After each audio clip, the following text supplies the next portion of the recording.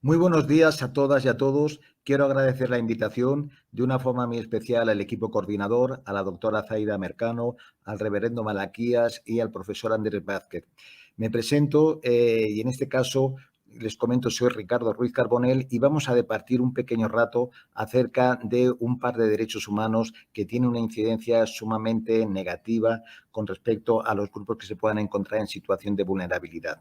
En este sentido, me voy a permitir bajo el clima del foro a hablar un poquito de cómo es la situación de la desigualdad y las discriminaciones a la fecha y, sobre todo, hacer un breve recorrido histórico evolutivo al respecto. Es cierto que muchas veces se habla de igualdad, se habla de desigualdad y esto es un tema que al día de hoy sigue siendo totalmente debatible. ¿Por qué? Pues porque efectivamente las desigualdades han sido lo que han venido primando durante todo el transitar del mundo y a la fecha siguen siendo, y así lo remitimos cuando estamos hablando de datos, de estadísticas, de informes o de aportes, ¿no? Que efectivamente las desigualdades siguen estando a la fecha presente. ¿Qué ha ocurrido? Pues que desde prácticamente la creación del mundo, la sociedad empezó a llevar a cabo un proceso de jerarquización, de catalogización, y en ese sentido entendió que ciertos grupos, ciertas colectividades o ciertas personas, por unas circunstancias u otras, podían encontrarse en una situación de mayor o menor dependencia, desventaja, etcétera, etcétera. En este punto, así ha venido llevándose a cabo durante muchísimos siglos. La desigualdad ha sido la nota general, de la misma forma las discriminaciones y por ende y por extensión las violencias en el mismo tenor. Llegan aproximadamente los años 60, 70 del pasado siglo y es cuando se empieza de una forma muy tímida, pero sí es cierto, a visibilizar qué ha ocurrido con esos grupos que, como les digo, se encuentran pues en una forma totalmente pisoteada, lastimada o inhibida mucho de sus derechos humanos. Y junto cuando empezamos, digamos así, ese triplete que es el análisis de los derechos humanos, su cumplimiento, su respeto, su protección, su cabalidad, vemos también esos dos derechos humanos totalmente básicos, elementales, que son el derecho humano a la igualdad y el derecho humano a la no discriminación.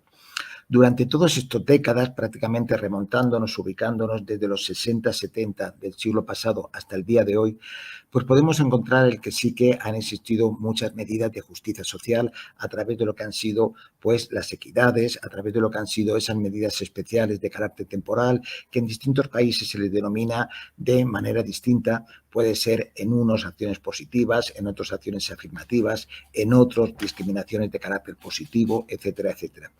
Pero ¿qué ha ocurrido? Que efectivamente sí que es cierto que han habido ciertos avances y sobre todo por esa situación de entender parte de la sociedad, parte de los estados, parte de las políticas públicas, parte de las leyes, la necesidad de fomentar todo tipo de acciones, de recursos, de dispositivos que vayan enmendados o encomendados precisamente al logro de esa igualdad.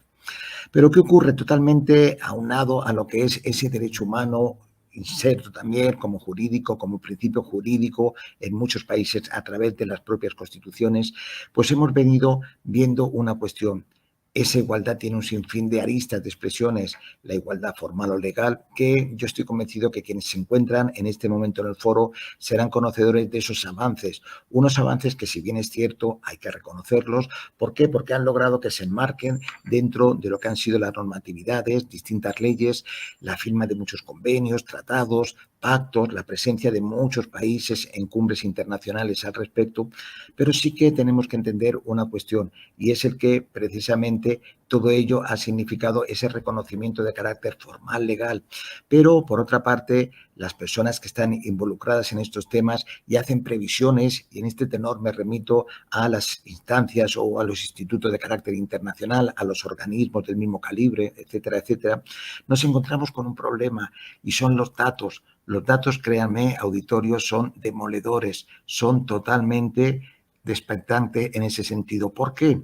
Pues porque están hablando que para alcanzar la igualdad sustantiva, también denominada de resultados en el planeta Tierra, van a transitar en algunos datos, nos dan datos más cercanos, digámoslo así, como pueden ser 80 años, pero en otros se va ampliando ese proceso y ese periodo y se llega hasta, en algunos informes, de dar una previsión de hasta casi 3 siglos. ¿Qué significa? Pues que en este sentido esa denominada igualdad de resultados, igualdad sustantiva, sigue siendo un gran reto y una asignatura totalmente pendiente por parte de la sociedad. ¿Qué ha ocurrido? De repente hace también una cuestión que va aunada en este punto, y es que las aristas de las igualdades o desigualdades tienen varios puntos a afrontar. La igualdad legal, la igualdad ante la ley, en el contenido de la ley, en la ley, etcétera, etcétera, ¿no? Y luego tenemos el denominado contrato, ¿no? O mandato de no discriminación. Y como yo les comentaba, las desigualdades y las discriminaciones en muchos órdenes van totalmente conexionados. ¿Qué ocurre? En un primer momento yo creo que también, de la misma forma, quienes se encuentran en el foro serán conocedores, pues los grupos a los cuales existía una notoria incidencia, en los cuales sí que se encontraban en esas situaciones de desventaja, de desigualdades, de exclusiones, de rezagos, de límites, pues eran unos muy concretos. Pero lo que sí que es cierto es que a través de todos los procesos y la incorporación de lo que es el derecho humano a la discriminación ya en textos regulados, nos encontramos con que cada día son más lo que puede ocurrir con respecto a cuáles son esos motivos, esas circunstancias o esas causales que llevan a las personas a poder estar inmersas en alguna vulnerabilidad. En este sentido, retomo lo que han sido, pues, instrumentos internacionales, me remito también en este caso a la legislación actual en México, ¿no? Y vemos cómo ha habido un progreso, y ese progreso ha sido que ese reconocimiento se ha venido ya insertando pues prácticamente en textos normativos, en textos legales, ¿no? En las 2 décadas que llevamos del presente siglo. ¿Qué ocurre? Pues que efectivamente vemos que es un abanico muy triste en este sentido de grupos que sí que se encuentran en esas situaciones que les estoy comentando. Mujeres, niñeces, adolescencias, jóvenes, personas adultas mayores, personas migrantes en situación de calle, personas con discapacidad, por su ideología política, por su nacionalidad, por su edad, por su estatus económico, por su situación religiosa, etcétera, etcétera, hace que tengamos que, como les digo tristemente, estar reconociendo que son muchos los grupos que se encuentran en esa situación de vulnerabilidad. Sí que es cierto que a través de esas medidas equitativas o de esas acciones afirmativas, podemos decir que ya se ha notado de alguna otra forma ese impulso, ¿no? Al día de hoy podemos hablar que ya hay leyes específicas que lo que hacen es, a través de ese reconocimiento de la desventaja previa o primaria, pues marcan ya lo que son ciertos, no derechos únicamente, sino también derechos y obligaciones por parte de los estados, las instituciones, las empresas, etcétera, etcétera, de solventar este tipo de desventaja. En este punto estamos hablando de esas cuotas, de esas medidas afirmativas que han permitido el que, por ejemplo, ocurre en nuestro país, ¿no? Hablemos ya de la paridad políticamente, ¿no? Pero ¿qué ocurre? La paridad política, cuando estamos hablando en un caso concreto como nuestro México, sí que es cierto que nos remontamos a que desde el 2014, tiempos muy recientes, se incorporó, más aún se constitucionalizó en nuestro artículo 41 la paridad. Más tarde, en concreto, en el 2019, se amplía y es lo que se le denomina la paridad en todo, es decir, esa obligación que existe de los 3 órdenes de gobierno, los 3 niveles de la administración, así como órganos autónomos, descentralizados, desconcentrados, etcétera, la obligación de que siempre exista una representación ecuánime de un 50 y un 50. Y hasta ahí podríamos hablar y decir, bueno, es cierto que la paridad ha significado un gran avance notorio, significativo, pero ¿qué ocurre en nuestro sentido? Si nos vamos a los datos de carácter internacional, nos dicen que aproximadamente va a transitar un siglo para que en todo el planeta Tierra podamos hablar de que la paridad como tal existe. Vemos también en el caso de mujeres o en el caso de personas que tengan alguna situación más proclive a poder estar en desventaja, el que también han existido leyes que prevén esa situación. Pero ¿qué ocurre cuando estamos hablando de ese contexto, ese ten con ten entre las discriminaciones y las desigualdades? Pues nos encontramos con que, por ejemplo, cuando se habla de los derechos humanos de las mujeres, han sido tan recientemente en lo que ha sido la historia del mundo reconocidos. ¿Por qué? Pues porque si bien es cierto y ustedes son totalmente conocedoras, conocedores de lo que fue el reconocimiento, la creación ya de organismos internacionales en materia de derechos humanos que prácticamente se gestan todos a través del nacimiento de, en el caso nuestro, Naciones Unidas, la Organización de Estados Americanos, Europa, África en concreto, ¿no? ¿Qué ocurre en ese sentido? pues vemos que sí que ya hay varios pactos, convenciones, declaraciones que sí que hablaban de la necesidad de procurar igualdades en todos los sentidos y ante todos los grupos, ¿no? Pero ¿qué ocurre? Esa, otra vez, tenemos que remitirnos, igualdad legal no significaba esa igualdad de resultados. Es decir, que el discurso sí que ha tenido una implementación, un avance, pero lo que es la realidad en este sentido sigue siendo una gran deuda. Podemos también ahondar otro tema y es el por qué, por ejemplo, vemos que la importancia de las leyes, la importancia de las convenciones. En este sentido, me gustaría remitirme a algunas que tienen que ver con el tema nuestro y que han incidido de manera sumamente positiva. En este punto, por ejemplo, deberíamos de retomar la Convención para la Eliminación de todas las formas de discriminación contra la mujer, un instrumento que se proclamó por parte de Naciones Unidas en el año 1978 y siendo un texto sumamente escueto y breve en su contenido, dado que únicamente se contemplan 30 artículos, es un auténtico catálogo y como así es definido por muchos grupos, en este punto, ¿no?, está reconocido como la Carta Magna o la Constitución con relación a lo que son los propios derechos específicos de las mujeres. Vemos la importancia de la misma forma de la publicación de la Convención sobre los Derechos del Niño del 89, igualmente por parte de Naciones Unidas. Vemos instrumentos específicos a personas que en ese sentido se puedan encontrar en alguna condición con discapacidad, personas adultas mayores, personas migrantes, pueblos originarios, etcétera, etcétera. Yo me gustaría reconocer una cuestión y en este sentido y es hacer un replanteamiento. Es cierto que las desigualdades siguen primando. Es cierto que las desigualdades surgieron básicamente desde ese, como decía yo hace un rato, ¿no?, ese arriba abajo en cuanto a reconocimiento de derechos, de controles, de privilegios, de pautas, de mandatos, etcétera, etcétera. Y en este punto deberíamos de plantearnos y decir, ¿qué nos espera en nuestro futuro?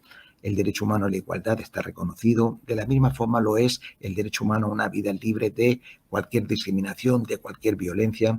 Vemos que ya hay un impacto mayor, pero por otra parte decimos, ¿y la igualdad plena cuándo llegará?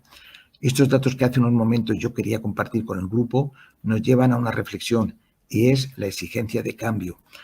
Yo creo que esta sociedad que al día de hoy debemos de denominarla como una sociedad plural, una sociedad dinámica, una sociedad más activa y de alguna otra forma pues suele exigir en muchos puntos lo que son las necesidades más primarias.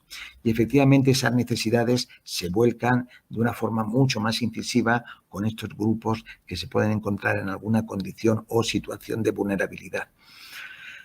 ¿Qué es lo que nos falta? Pues yo estoy convencido que deberíamos hablar de un triángulo de necesidades básicas. En primer lugar, esa promulgación de leyes, que sí es cierto que día tras día existe una mayor motorización legislativa.